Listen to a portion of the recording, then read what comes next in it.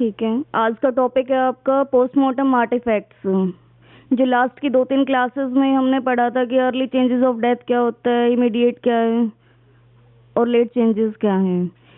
तो नॉर्मल के अलावा जो चेंजेस होते हैं जो ड्यूरिंग द पोस्टमार्टम और हमारा हैंडलिंग के टाइम पे इंट्रोड्यूस होते हैं वो आर्टिफैक्ट्स होते हैं।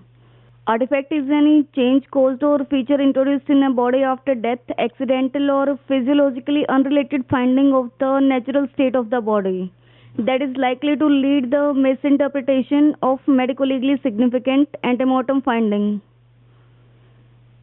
Artifact is a structure or substance not normally present but produced by some external agency or action.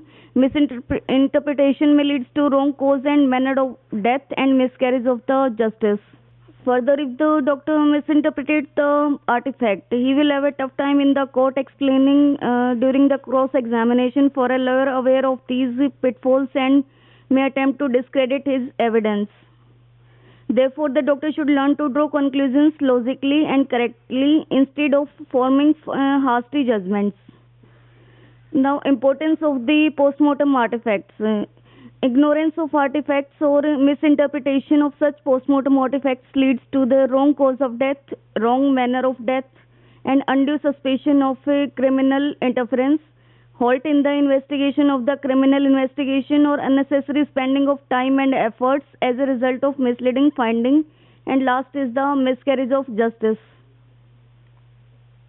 Now these are the table of artifact which we are going to discuss one by one. First is the agonal artifacts. Agonal artifacts which can occur mainly due to the decomposition. In the decomposition, gas is formed, and during the gaseous formation, stomach contents regurgitate out from the stomach to the esophagus and to the trachea also. So regurgitation and aspiration of gastric contents is a common agonal artifact. It may be seen in natural deaths as a terminal event or due to the handling of the body or due to the resuscitation. One of the effects of asphyxia is to cause vomiting due to medullary suboxia. As a result, the air passages may be filled at the end of asphyxial event by inhaled vomiting. In case of choking, particles may be drawn into the bronchioles, which distinguish the condition from those caused in which the food is forced up to the esophagus and falls in the larynx after the death. So, by the agonal artifacts, we can see the food material in the trachea and the larynx part, which can lead to misinterpretation of choking or the aspiration. Esophagogastromalacia is rarely seen in persons who die within hours or days after receiving severe head injury with cerebral damage. This occurs due to autodigestion of the stomach autodigestion, and stomach contents are spilled into the left hemithorax or the subphrenic area. It's an agonal artifact or the postmortem artifact. Next is the resuscitation. Resuscitation is the process in which we try to revive the person. It includes the CPR, defibrillators, cardiac injections, or insertion of endotracheal tubes or the laryngeal respirations. So all of these causes resuscitation artifacts.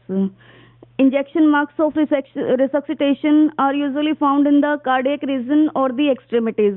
IV cannula marks or the large bore cannula marks. In intracardiac injection, heart may show contusion and blood may collect in the pericardium. Some of the injection marks may be associated with postmortem bruising. A defibrillator applied to the chest may produce ring-like contusions. External massage may cause bruising of the anterior chest wall and hemorrhage into the subcutaneous tissues and pectoral muscles, symmetrical parasternal fracture of the several ribs, and sometime of the fracture of the sternum also. So everybody seen the CPR procedure? You are aware of the CPR procedure, cardiopulmonary resuscitation, in which we press the chest or cardiac area with our both hands, palms. So by these palms, we can have the fracture of the sternum or the rib fracture at its costochondral junctions. The artifact caused by the CPR is leads to the fracture of the ribs at their costochondral junction, not in between the ribs. Not the shaft but the costochondral junction. Most commonly, third, fourth, fifth ribs of left side are fractured during the CPR. Now this is the image showing the defibrillator mark. Ring-like contusions or oval contusions are seen on the chest, which are due to the application of the defibrillator to revive the patient. Next is the vigorous resuscitation with a thoracotomy and internal cardiac massage produces air embolism. When positive pressure ventilation apparatus or respirator is used for resuscitation, it produces acute emphysema, sometimes with subpleural bleb, air in the mediastinum, and tension pneumothorax. Contusions of the soft tissues of neck may be mistaken for homicidal strangulation. Introduction of IV cannula into the veins of the neck may causes the large hematoma and diffuse bleeding into the tissues alongside the larynx. Now, damage to the mouth, palate, pharynx or larynx can occur due to attempt to introduce the laryngoscope or the endotracheal tube. Endotracheal intubation can cause contusion, laceration, abrasion and petechial in larynx and tracheal mucosa, and in some cases in the mouth, epiglottis and pharynx. Contusion and laceration of the pharynx and esophagus with perforation can also occur during the vigorous attempts of resuscitation and introduction of the endotracheal intubation. Pneumothorax may develop from placing a subclavian or an internal jugular central venous catheter. Pulmonary artery wedge catheter can cause hemothorax, pneumothorax and pulmonary artery tear. Next is the cervical collar. Cervical collar is used to stabilize the neck in cases of a cervical spine injury or in cases of trauma. Cervical collar can produce a linear abrasions, linear impression in the skin of the neck and will resemble as a ligature mark over the neck. A chest tube may be placed through a pre-existing stab wound or gunshot wound in the chest. Chest was placed to drain the excess air or the fluid from the chest in cases of hemothorax or pneumothorax. If we place the chest tube during the pre-existing wound, it can lead to the alteration of wound. For example, it's a stab wound or an incised or lacerated wound was there, and we place the tube in this wound and stitch it. Then it can lead to alteration of the wound margins and misinterpretation of the weapon causing the injury. After death, extremities may be bound by strings to facilitate transport and producing marks resembling abrasion, or these marks can also be seen in cases of restraint. If a person is mentally ill or in cases of head injury, patient is unstable and we have to stabilize it. Then we restrain it by placing a ropes in the extremities. Hands and feet are tied by the ligature or the rope, and it leads to the linear abrasion marks over the hands, ankle and the wrist. Medical tape after removal can abrade the skin in a linear fashion and resemble a ligature abrasion. Mouth-to-mouth breathing may cause contusion of the face, neck and damage of the lips, inner gums when the face and neck have been gripped by a hand. Next is the artifact due to the handling of the body. Occasionally, fracture of the ribs or the bones of the extremities or of the cervical spine may occur by rough handling of the bodies, especially if there is severe osteoporosis. Contusion of the occipital region may be caused if the head of the corpse is allowed to fall on a hard surface during handling. Fresh abrasions may be produced due to dragging of the body, which were originally free from them during the transfer of the body from the scene of crime. Next is the undertaker fracture. Undertaker fracture is mostly asked in the MCQs and in the Viva also. Undertaker fracture is the subluxation of the lower cervical spine due to the tearing of the intervertebral disc of C6 between the C6 and C7. Disc between the C6 and C7 is subluxated. So both vertebrae, these are seen as the fracture of the intervertebral disc or the subluxation, but there is no infiltration of blood in these. It can occur due to the rough handling of the body. If we allow the head to fall during the transport, then it can lead to the subluxation of the C6, C7 intervertebral disc. Next is the artifact related to the rigor mortis. The handling of the body may cause break of the rigor at least partially, which may be mislead to the doctor during the estimation of time since death. As we know, rigor mortis is the 12 hours rule. 12 hours to form, 12 hours to stay, and 12 hours to pass off the rigor mortis. But if during the transportation we unusually extend the hands or the feet and break the rigor mortis, it can lead to the misinterpretation of time since death by the rigor mortis. The onset and duration of the rigor may be altered by atmospheric conditions like extreme heat, cold, or antemortem conditions like muscular state, exhaustion, wasting disease, hypothermia due to infection. Rigor in stomach may attenuate the rugi or flex a point of contraction so as to give a pseudo hourglass appearance, which is readily removed by the traction. Rigor in pylorus causes it to be unduly firm and contracted. Next is artifact due to the postmortem lividity. Now, normal color of the postmortem staining is purplish blue or bluish purple color. But in certain poison, color of the postmortem staining is changed, like the cherry red discoloration in the carbon monoxide poisoning, bright red color in the cyanide poisoning, brown or chocolate color in the nitrite poisoning, and dark brown color in the phosphorus poisoning. Now, patches of hemorrhage, sometimes quite large and confluent, can occur in the tissues behind the esophagus at the level of the larynx. These lies on the anterior surface of the cervical vertebrae and caused by the distension and leakage of the venous blood into that lies in this area and can be mistaken as in cases of strangulation. Now, large petechial hemorrhages with raised blood blisters can be seen in dependent skin of person died of congestive death or the asphyxial deaths, when the upper part of the body hangs down after the death. These are commonly seen over the upper part of the front of chest, back of the shoulder. The face may show hemorrhages when the head is dependent.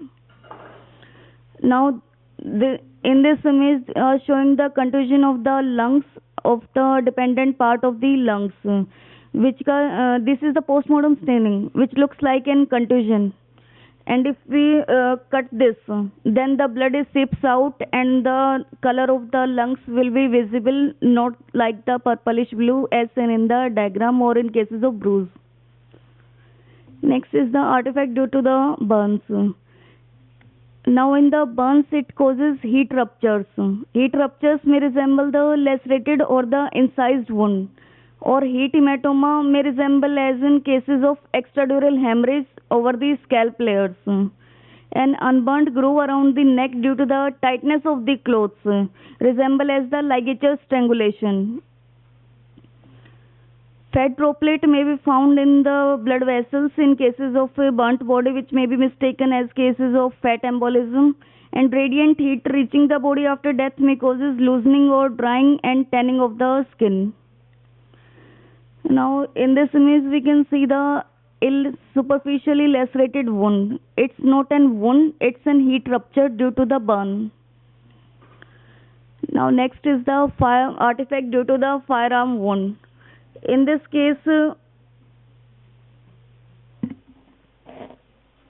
if someone has something important to discuss or a joke to laugh about, we can discuss it also. Now, next is the artifact due to the firearm wounds. In this case, a most famous case was discussed, Kennedy case or Kennedy phenomena.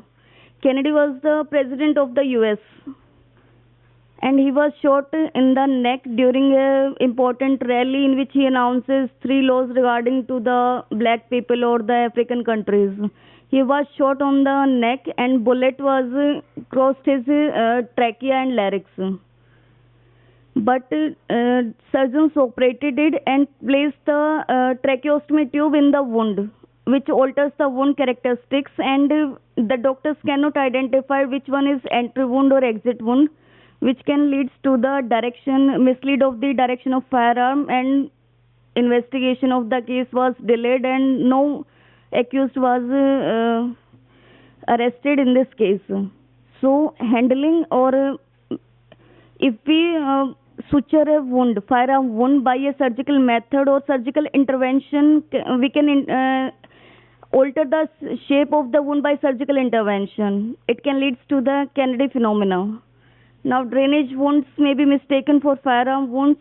In decomposition, there may be peeling of skin and loss of hair and the gunpowder from the skin around the entrance wound. Margins of the entry wound may become red due to the disintegration of the tissues at the margins, and it becomes difficult to distinguish between the entrance wound and the exit wound. Cleaning, excision, suturing or surgical extension of entry wound will remove gunpowder, alter size, shape, etc., causing difficulty in differentiating entry and the exit. Now these are the images showing the wounds caused by the maggots or by the decomposition, which looks exactly like the firearm entry wounds. But these are not firearm wounds, these are wounds caused by the maggot activities or by the insects. Now, use of trocar for embalming through gunshot wound may alter the track margins, making interpretation difficult.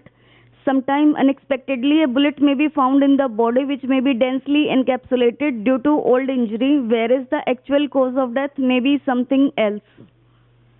Next is the artifact due to the animal or the insect bites.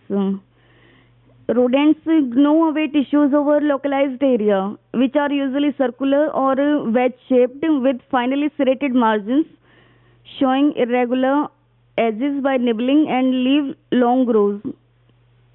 The dogs are clear-cut with deep impression of teeth in small area.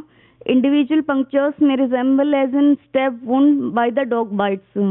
Cat bites are usually small and very round. Face and neck are usually involved in recumbent body. These may sometimes resemble knife wound, especially in the bones.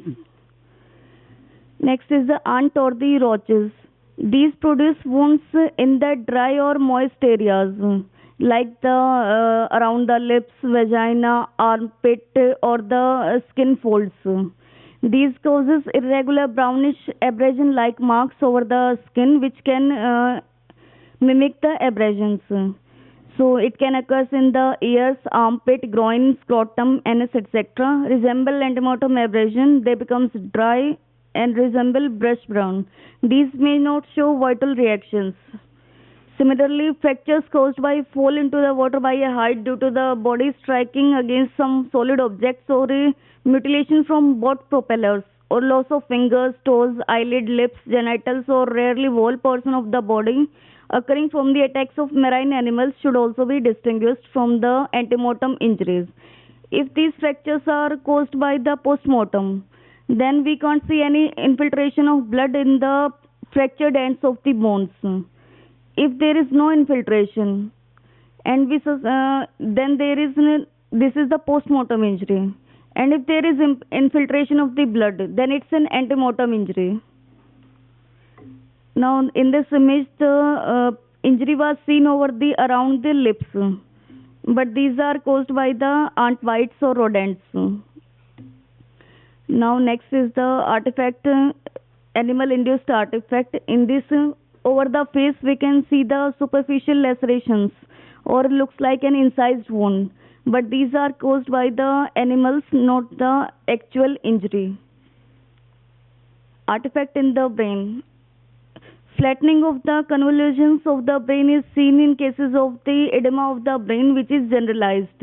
Regional flattening of the cerebral convolutions is an postmortem artifact which is seen in dependent part of the body, like the occipital lobe. Next is the grooving of the unca is seen in cases of raised intracranial pressure. Uncal grooving is also found in normal brains as an artifact. Rough removal of the brain may cause artificial damage to the pontomedullary region or to the midbrain pons junction. Now, artifact in the liver. In the liver, undersurface of the liver was in contact with the intestine and the gallbladder. So it causes greenish discoloration due to the putrefaction of the inferior surface of the liver. Next is the postmortem artifact, hemorrhages. Before the blood clots, the postmortem injury may damage a blood vessel and produce hemorrhage. After death, blood may collect into the pleural cavity due to the wound produced in the chest wall or in the lung tissues. Intercostal veins bleeds more than the arteries. After death, blunt impact may lacerate blood vessels and displace red cell into the tissue spaces.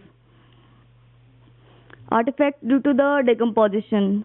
Intense localized lividity of the skin due to the hypostasis or displacement of the internal pools of blood by pressure of gases of decomposition produces pseudo bruising which may simulate antemortem bruises.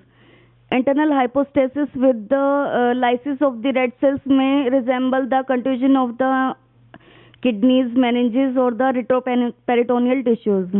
In the dead body lying on its back, blood accumulates in the posterior part of the scalp due to the gravity, which can resemble as in cases of scalp hematoma.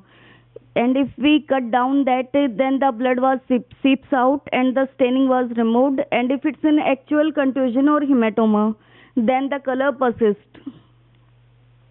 Now, artifact due to the chemicals. In automobile accidents or airplane crashes, exposure to gasoline causes postmortem detachment of epidermis. On exposure to air, the underlying dermis has a yellow to brown color as it drying occurs. They resemble thermal burns or abrasions and occurs particularly when the fire is put out with water.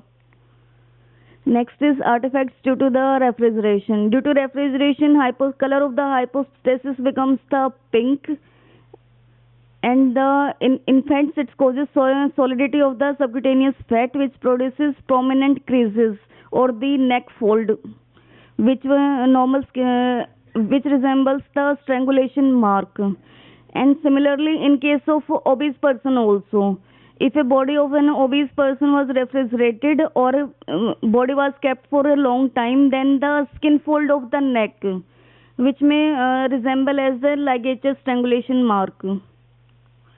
Next is the embalming artifact. Trocar wounds may simulate a stab wound. Some blood may be forced out of the injured blood vessel due to the pressure and collect in the tissues may be mistaken for the antemortem hemorrhage. Homicidal stab may be enlarged by the embalmer to approach an artery, or he may pass a trocar through a gunshot wound. This will modify the dimension of the wound. The trocar may also disturb the track of the wound or bullet and produce false track. Next is the exhumation artifact. Bodies which have been buried, fungus growth is usually seen at bodies, orifices, eyes, and at sites of open injuries. After removal of fungus, the color of the underlying skin resembles bruising. Grave diggers can produce postmortem fractures, abrasion, or the laceration of the bodies. Next is toxicological artifact. Faulty technique in collecting the sample, especially the blood sample, can give false result. When is blood collected from the heart with a long needle, it may be contaminated with stomach content or regurgitated esophageal content. Certain anticoagulant used for blood, for example heparin, methamine, ADTA, give a false positive result for the methanol. Decomposition of the tissue after death produces ethyl alcohol and other higher alcohol.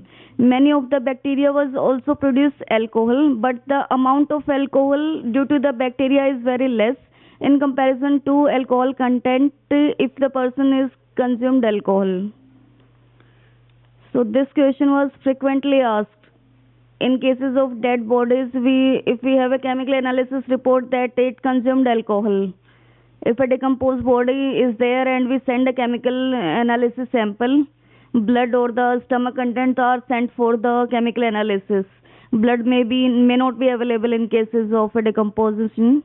Then amount of alcohol, the forensic science lab. Amount was not given in the tissue samples. It was only given in cases of blood sample only. So this question was frequently asked by the cross lawyer or the defense lawyer. Visceral damage. Rough handling of the brain during the removal may produce tears of the midbrain.